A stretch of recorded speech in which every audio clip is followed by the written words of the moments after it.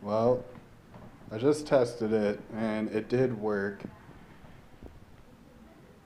There's the main board back in the TV. I haven't put the back on yet just in case it didn't work. So let's try this again. See if it works again. Turn it on. There it goes. So apparently baking your main board at 385, sorry, for 10 minutes will fix your main board. Really thought it was the power supply, and I also read somewhere that if a power supply goes, it may also screw up the main board, so that might be what happened, but there we go. I fixed it. So now you guys can try it out.